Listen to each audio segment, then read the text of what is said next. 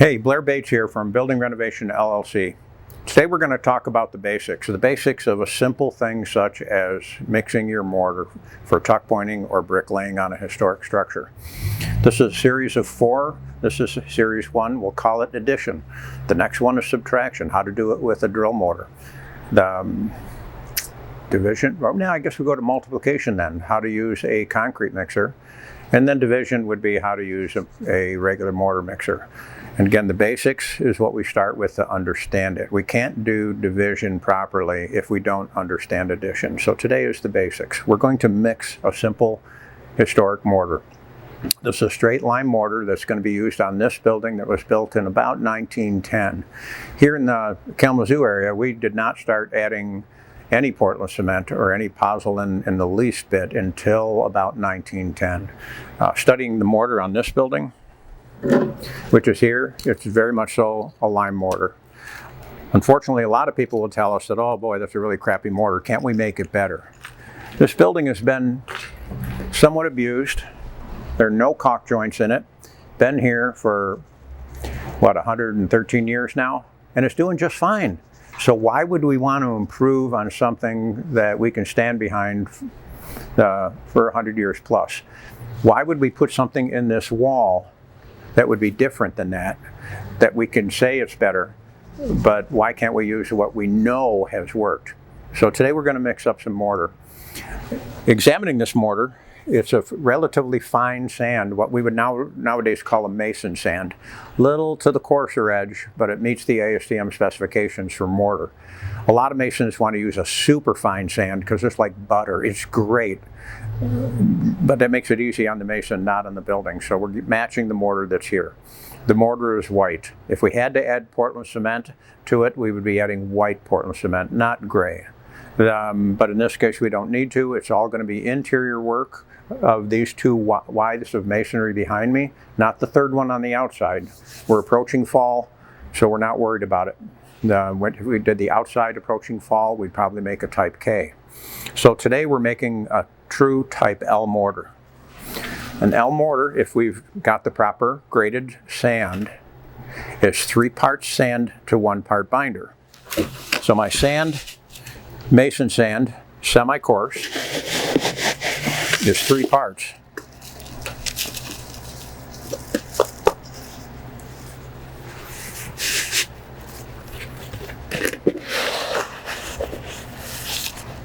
So if this was a stone masonry project, we'd be using a coarser sand. In the state of Michigan, it's called a 2NS. It's a coarser sand, the type of sand that we add to concrete. The stone is bigger, it would get in the way of trying to lay stuff, but if that's what they used, that's what they did. If we get into the much older buildings, they didn't have a choice. They used the sand they had, and they had to fight with it if the stone was a little too big instead of putting every scoop through a sieve. Okay, so we have our 3 parts sand. Now, with our sand mix, the void ratio of a natural sand is most commonly 33%. Now what is meant by that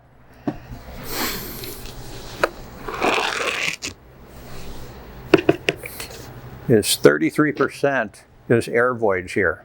All we want to do is fill the void spacing. We don't want to separate these sand particles if I add more lime to it, because then when things begin to dry and carbonate, they shrink and crack. Whether it be plaster, whether it be stucco, or whether it be mortar for the brick, we just want to fill the void ratio. It can be tested. If I filled a 1 gallon pail with this sand, and the sand is bone dry, I should be able to add 1/3 of a gallon until the water floats to the top. So it's a very easy way to test. There's a lot of calculation and ratio formulas out there. Old boys did it pretty simple. They knew what they were doing. They would run the test. It was fine. We were good. So 3 to 1. So as you've seen, I have 4 containers, 2.5 quarts each of material. Now if I blend this together, I should be able to fill up 3 of these again, even though there's 4 there, because all we're doing is filling that void ratio. So we're going to start dry mixing first. You have a much better, especially doing this by hand, you have a much better blend if we dry mix first. I just read a study about using oil sands in Saudi Arabia, and they found out there's a huge difference in dry blending before adding water in your mix versus adding the water right away. So I'm using a plastic tub with tapered sides. You can use your wheelbarrow if you want.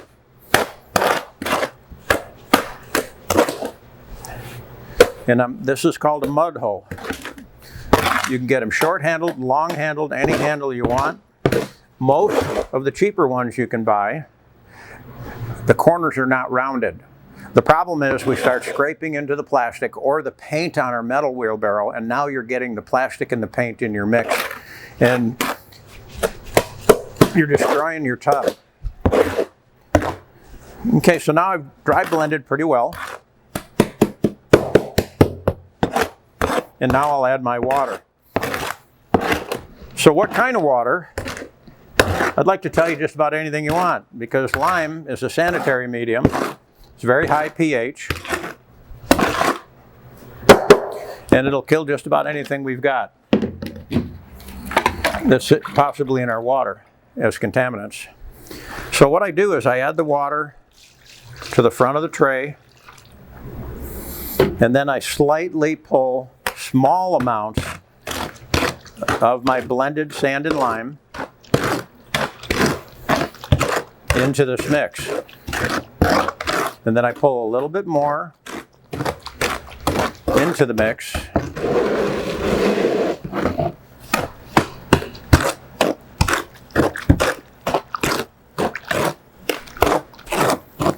Big mistake I see first time students do a mix, they want to pull a whole pile in. Then you're just pushing a super dry mix back and forth. As you can see, some of this wet mix is coming through the holes of my mortar hoe. And so if you buy a cheap mortar hoe, take it to your grinder or go out on the city sidewalk and soften these edges. It's a very gentle routine. As you see, I pulled the dry material in. You can see the wet material is sitting to the back. So I'm going to go ahead and push the wet material forward so I can get it where I want it. This is not quite the consistency that I'm looking for yet. I want it to be just a little drier for what I'm doing today, because I'm going to be setting bricks into this wall. So I want a stiffer mix. But let me tell you, these bricks, each one of these bricks, unfortunately around here they call it Chicago Common. It's just an old brick. It's very porous. There you go. Boy, that's nice stuff right here. So I'm going to cheat a little bit. Oop, I got a little wet corner here. And now I'm going to add a little bit more water to my trough. I'm one of the lazier people you're ever going to meet, so if that's already mixed, why am I continue to pulling back and forth and back and forth and back and forth? I'll get it all blended at the very end.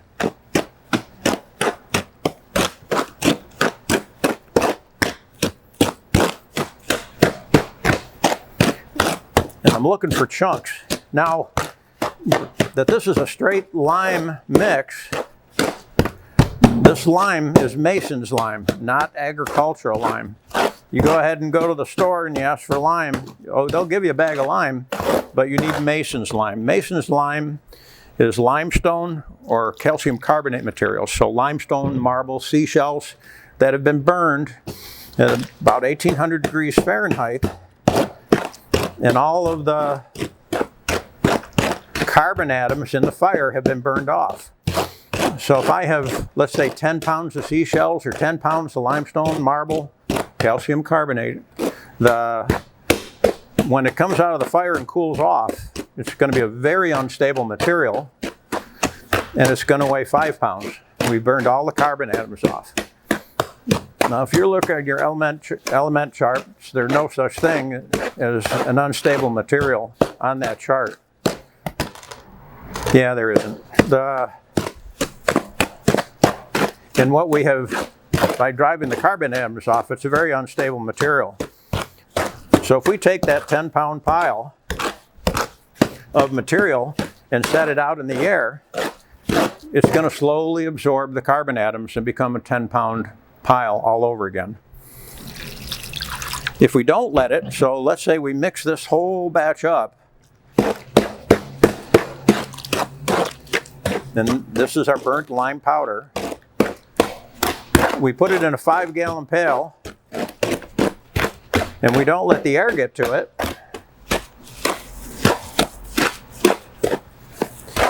It's going to stay that stable material. It can't absorb the carbon atoms if it's covered with H2O. If you're Italian and you're worried about the water evaporating because you've got it set in your basement, put a little bit of olive oil on it and then go back to your pasta. And that will stop it from drying out. Okay.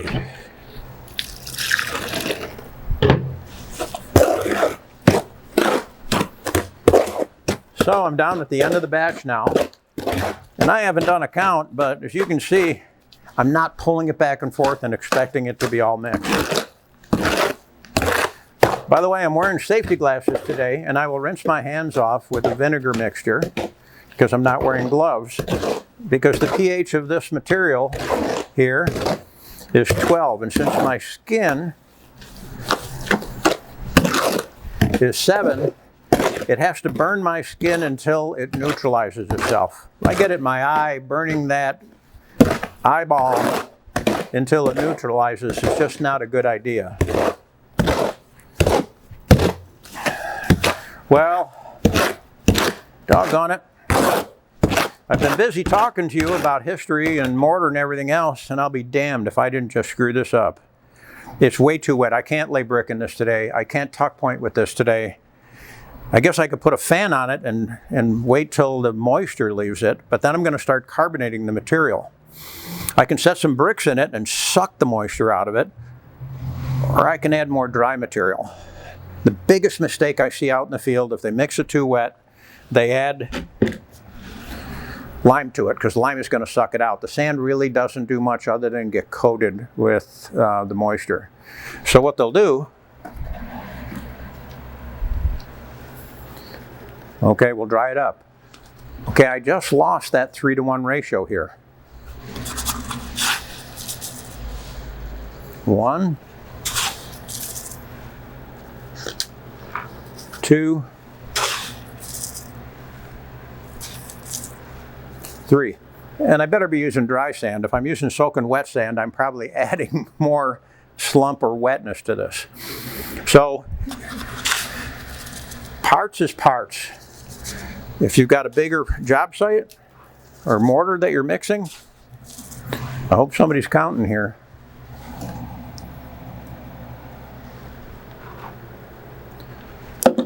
I can use this. I can use a 5-gallon pail. I can take 3 5-gallon pails of sand to 1 5-gallon pail of dry material of my lime, and this is a type S Mason's lime, and add it to it. But it's parts is parts. So now that I made it too wet, I'm not going to add more of this. I can just use it like this. And now I'm going to mix it again. Same process, but now I'm taking the whole batch and trying to get this material I laid on the top completely blended in. If I see a big brown streak, I haven't mixed the sand in. If I see a streak of white, same thing. But if you can see a little bit, it's dry enough that it's kind of coming through, but when it's really wet, it's very much so coming through. And that's just an added benefit. Do I have to use this kind of hoe? Nope. I'm the laziest guy around, so I want somebody to, if my tool can do the work for me instead of me, I'm happy.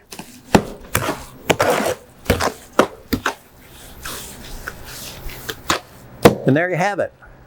Okay, so if this mortar was for plaster on wood lath or metal lath and I was going to add fibers to it, now is the time I add fibers. If I add fibers at the beginning, either nylon or horsehair, etc., it's going to wad up and ball up on me. It's the last thing we do. We sprinkle it on and we mix it in and we're ready to go. That's it.